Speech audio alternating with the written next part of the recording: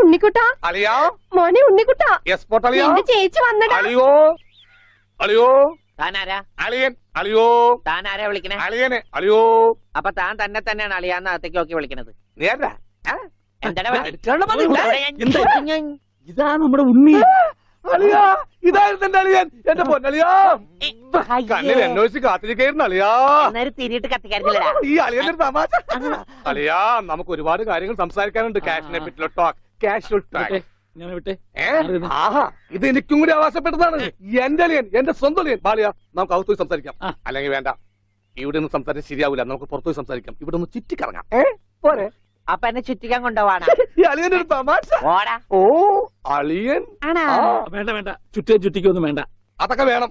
ആളിയോടെ നിൽക്ക്. ഞാൻ ഈ പാന്റ് മാറ്റിയിട്ട് ഒരു മുണ്ടെടുത്തോണ്ട് ഇപ്പൊ വരാം. വേണ്ട, മുണ്ടെടുക്കണ്ട. എന്താ ഇത്? എനിക്കൊരു മുണ്ടെടുക്കാനുള്ള അവകാശം പോലെ ഈ വീട്ടിലില്ലേ? ആളിയോട് നിൽക്ക്, ഞാനിപ്പോ വരാം. വനജേ ഒരു മുണ്ടെടുക്കൂ. ഓവൻകുട്ടാ വേണ്ട, ഇവിടുത്തെ സാഹചര്യം നിനക്ക് അറിയാൻ വയ്യാത്തോട്ടാ. അച്ഛാ ആരാ ഇപ്പൊ പോയ കരിമ്പൂതം? അത് നിന്റെ ചേച്ചിയുടെ ഭർത്താവാ, വനജയുടെ. ആരാ ഈ വനജ?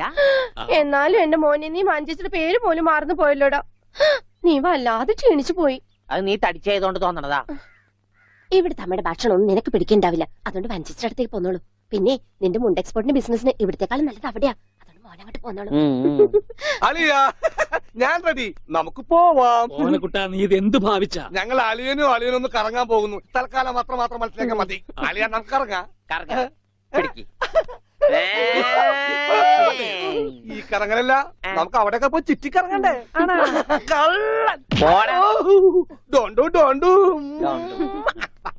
ഓവൻകുട്ടാ വേണ്ട, ഞാൻ പറയുന്നു. ബിസിനസ്സിൽ നമ്മൾ ഓരോ അരിയും സൂക്ഷിച്ചു വെക്കണം. അയ്യോ ആരുമില്ല.